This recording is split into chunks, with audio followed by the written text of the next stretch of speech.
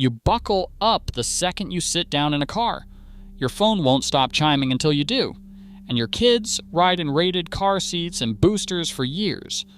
But every weekday morning, around 23 million American children climb onto a giant yellow bus, slide across a flat vinyl bench, and ride to school with no seatbelt at all. No buckle, no chime, nothing holding them in place. The one vehicle built from the wheels up to carry nothing but children is the only one that doesn't strap a single one of them down. So what is going on? A loophole? Some budget thing nobody fixed? A decades-old law everyone forgot? It looks like negligence hiding in plain sight. But it isn't negligence. It's a deliberate engineering decision. And it connects to something you trusted with your own life this morning without thinking about it once. The answer has roughly 4 layers, and most people never get past the first. But let's start with what almost everyone gets wrong. The answer you'll usually hear is the seats. And that part is true. A school bus seat looks nothing like the seat in your car. The seat backs are huge, tall and thickly padded, and packed so close together there's barely a hand's width between your knees and the seat ahead. That tight spacing does the most important job on the entire bus, and it has a name. Engineers call it compartmentalization. Each child rides inside a protective pocket, boxed in by a high padded seat in front and a high padded seat behind. In a crash, the child moves forward only a few inches before hitting a cushioned surface built to absorb the energy and stop the body softly. Picture an egg carton. You don't strap each egg down. You surround it with snug padding so it can't pick up speed or slam into anything hard. That is a school bus. Padded walls instead of belts. So the seats are the answer. Except they aren't. Not really. Because that just shoves the question back a step. If padded seats protect a child on a bus, why isn't that enough in your car, where the seats sit even closer to your body and the law still demands a belt? And here's the detail that should stop you. The same federal rule that lets a full-size yellow bus skip belts completely turns around and forces seat belts onto smaller school buses. Same kind of vehicle, same children, same standard on paper. One size must have belts, the other is allowed none, and the only thing separating them is a single number in the regulation. Padded seats cannot explain that. Something about the bus itself is doing the heavy lifting, and it comes down to a single force most people never think about in a crash. That force is mass. A loaded full-size school bus weighs between 10,000 and 26,000 pounds. The car in your driveway weighs maybe 3,000 or 4,000 pounds. Picture the collision. The car crumples, spins, and slams to a near-instant stop. The bus barely shrugs. It's a bowling ball clipping a marble. All that violent change in speed, the thing that actually injures a body, gets dumped onto the lighter vehicle. Engineers call how hard a vehicle stops the crash pulse. Inside a massive bus, that pulse is so mild and so spread out that closely padded seats really are enough to catch a child moving only a few inches. A seatbelt is a tool for surviving the brutal, ripping deceleration a light car goes through. On a bus weighing many tons, that violent stop mostly isn't there. The mass already did the job the belt was invented to do. Now watch this click. That contradiction. Belts on small buses, but not big ones. This is why. NHTSA wrote it down decades ago. Small school buses, the agency stated, are subject to different crash pulses than larger school buses under the same accident circumstances. A small bus is light enough to get tossed around like a car, so it stops hard, so it needs belts. Cross one line, 10,000 pounds, and the physics flip the whole safety philosophy. Below it, strap them in. Above it, let the mass and padding work. That line isn't bureaucracy, it's Newton. And here's the number that should rearrange everything. By the government's own crash data, a child is nearly 8 times safer on that beltless yellow bus than in the car with their own parents. Not a little safer. 8 times.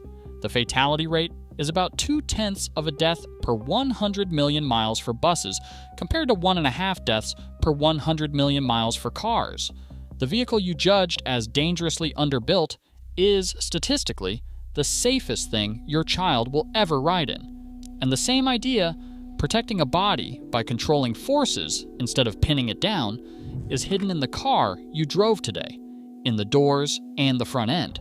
You've trusted it for years without knowing its name. But we'll come back to that, because the reason buses ended up protected this way traces to something genuinely grim. Go back to the early 1970s. School buses had seats, but nothing like today's. They were low, with thin metal backs, often barely padded. And in a crash, those seats did not protect children. They injured them. When the government finally studied real school bus wrecks before any modern standard existed, investigators reached a blunt finding. The seat itself was a major cause of injury. In the official language from 1974, the school bus seat was failing children 3 ways. It was, in the government's own words, too weak, too low, and too hostile. Sit with that last word, too hostile. The thing a child sat on was actively dangerous.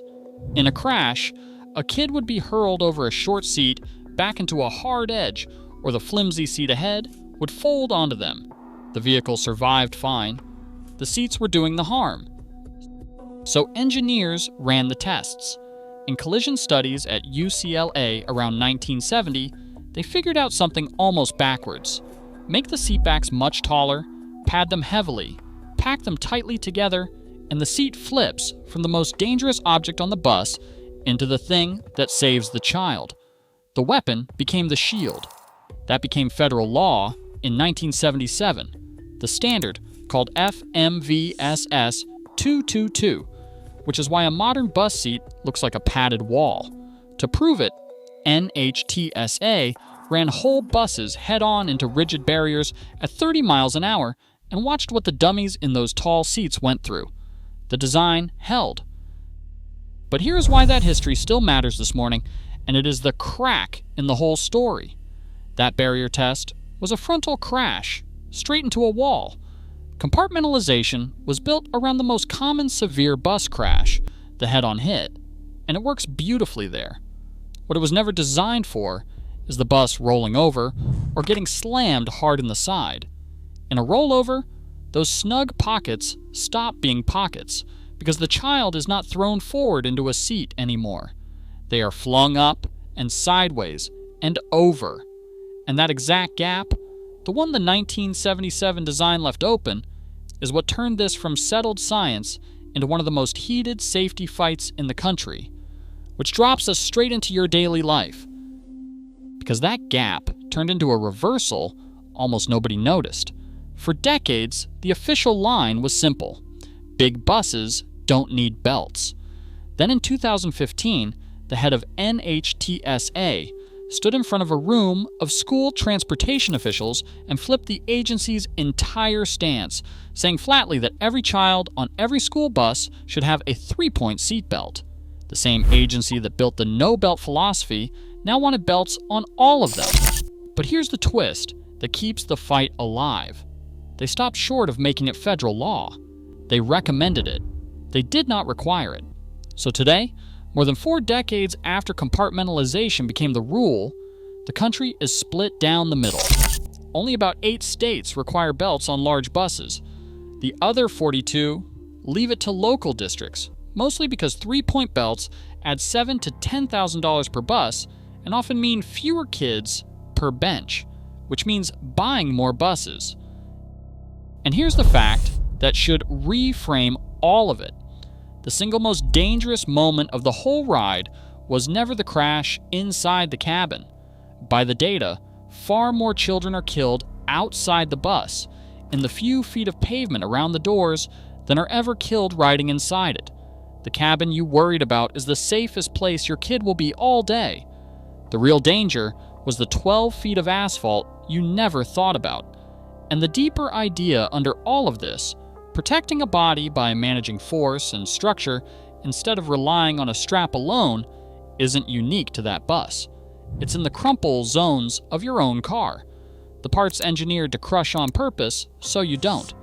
It was in the seat you sat in this morning. You've been surrounded by this exact engineering philosophy your whole life and never had a name for it. So here's where you actually land. You looked at that bus and saw a missing seat belt, a gap, something cheap or careless, nobody fixed. But what you were looking at was a machine of many tons that stopped so gently in a crash that padded seats can cradle a child the way an egg carton cradles an egg. A seat design born from the grim discovery that the old seats were the thing killing kids. A single regulatory line at 10,000 pounds where Newton's laws flipped the entire strategy, and a 42-state argument still raging over whether to bolt belts in anyway. The reason that bus has no seatbelt is the same reason it is nearly 8 times safer than your own car. It does not need the strap, because it already won the fight against the physics. The strap was invented to fight. That sound of air brakes and a diesel idle at the corner every morning is the safest vehicle your child will ever ride, hiding in plain sight as the one that looked the most unsafe.